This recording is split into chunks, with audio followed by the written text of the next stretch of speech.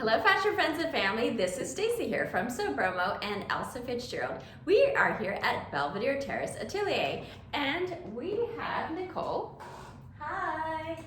And I want to clarify because there seems to be a lot of confusion. Nicole is our fashion director for So Bromo, but in addition, or her main work is here at Belvedere Terrace Atelier. It is a development firm that helps with soft good innovation projects and also private label development for fashion lines. She also has her own fashion line called Icosa Apparel. So we're gonna pop over and ask her what she's working on. Okay, I'm gonna try to sit on Basil. No, I don't want to sit on him. Okay. All right. So Nicole, what are you working on? So lately I have been working on finalizing the Icosa collection for petites. It's a resort wear collection using all sustainable materials. So to make the fashion show happen, I had to get a few materials that I knew I wasn't going to use for the final production, either because they're not reorderable or because they didn't have the exact qualities that I wanted. So I have those on order now.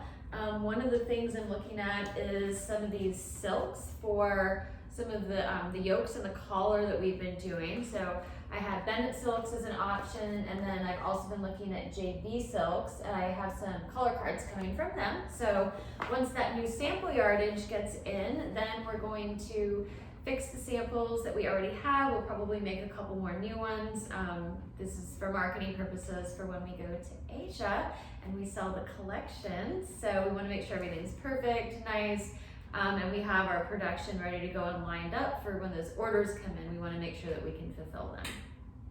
Yeah, and Nicole was asking me a question because she's going to be making some swimsuits, adding to the line, which you did not see in the fashion show, but I feel like they're upstairs. They're hung up.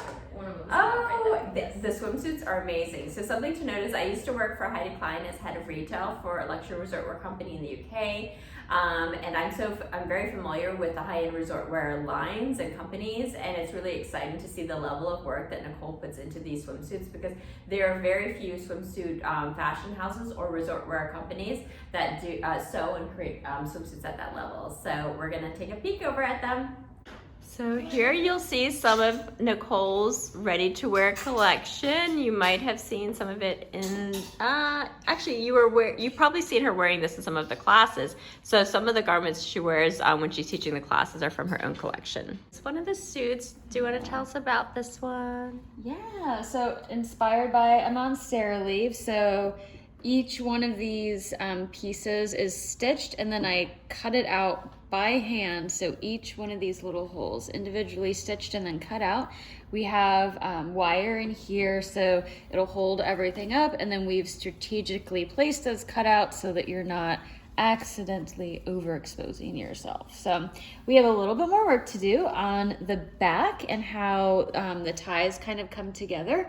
I'm gonna bring this down a little bit, widen this just a touch, but we have our first sample and our concept down. I did try it on and it works, it looks good, just a couple little fitting tweaks here and there. Is that you're marking here, are you raising the? Yeah, we're gonna raise that leg up just a little bit, but in the front, so it's still gonna come around to the back and be full coverage, because a lot of my clients, they don't want, that wedgie look or the thong look, but you do want a little bit of a higher waist, a higher leg hole over the hip line.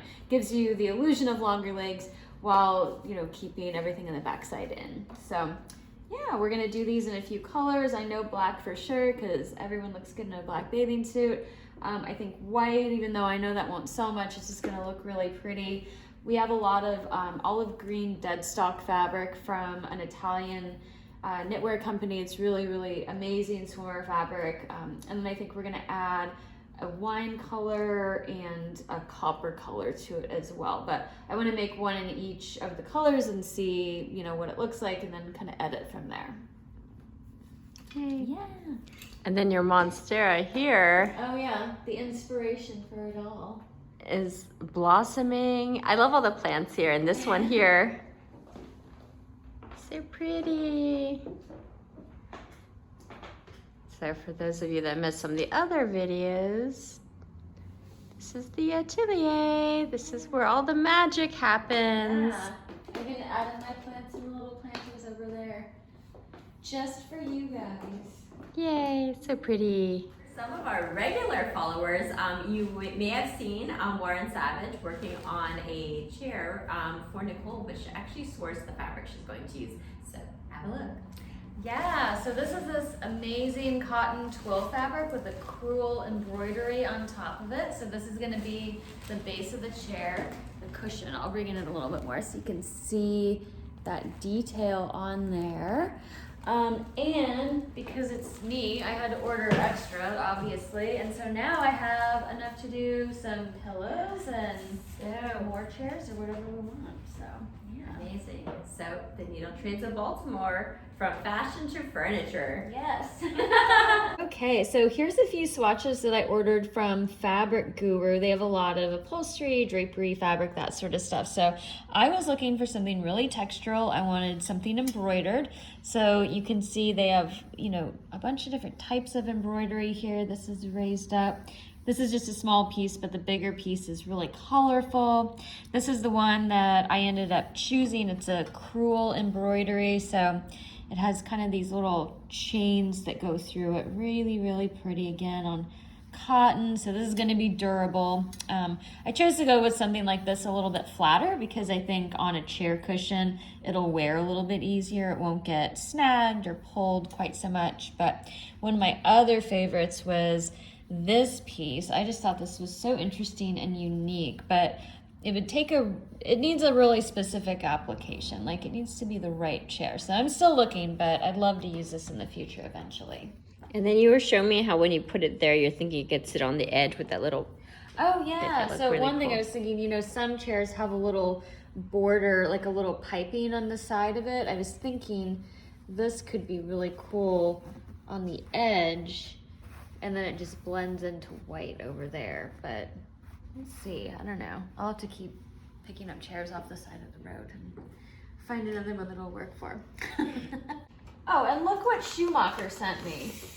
This is their library, their literal Bible of wall covering. So I got an email at 3 o'clock in the morning saying, thank you for your order from them. And I was like, I didn't order anything. So they just sent this to me for free. I mean, look at some of these wall Can you coverings. order this catalog, or is this? You can order it, yeah. I think you have to have a trade account, which I did because they have beautiful trims, and that was the whole reason I got on there. But all of this wallpaper, I mean, all of it's really cool. But the stuff that I really loved was towards the back, like the unique sort of like these toiles are super nice. And some of these more like mural type things, like even this, interesting, right? Mm-hmm. Like nothing you'd ever like pick out of a crowd, but like when you see it in this little bathroom nook, it's so cool. This is super cool too. Like these are iridescent like actual feathers are. I mean, how pretty is that? Just super unique. So, you know, even though I'm not an interior designer, I can appreciate this sort of thing. And I also have a house that needs some interior design work, so. Nicole's being modest. She has a really beautiful home goods line that she started with a lot of, Wisteria. Oh, that's so pretty. Yeah. We'll make sure to show you guys some of that line Yeah. in the future. Yes, I have some places in the house that I want to do something cool with wallpaper, just because I feel like these older places, you know, they're meant for a little wallpaper. And yeah, hopefully my home goods line goes along with it. So, yeah. So this past Tuesday, we launched or relaunched the Fashion Entrepreneur Needle Trades membership, and that was super exciting. We had some fellows that were already part of the program last cycle, some students that have already engaged with our other programs. The main thing is to keep everyone sort of on track and growing and co-working together, but with a lesson plan. So the way it works is in the first 10 minutes, we do like onboarding, introductions, and then we go into 10 minutes of a lesson plan, and then we go straight into into implementation, trying out that idea in an exercise, and then we have our discussion. And then we wrap it up with an action item that you can fulfill within that week, and that really keeps you motivated, keeps you moving forward and growing within that work. You are still welcome to be a part of that membership. That's listed on the website, on the Sober website under the school. And we look forward to seeing some of you in those co-working sessions. And coming up, we're going to be having some pre-recorded content for our international audience that doesn't have to worry about the time zones and kind of just join in to learn more about impact-driven fashion entrepreneurship.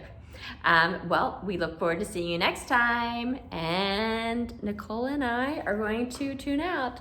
Bye. Good night. See you next time.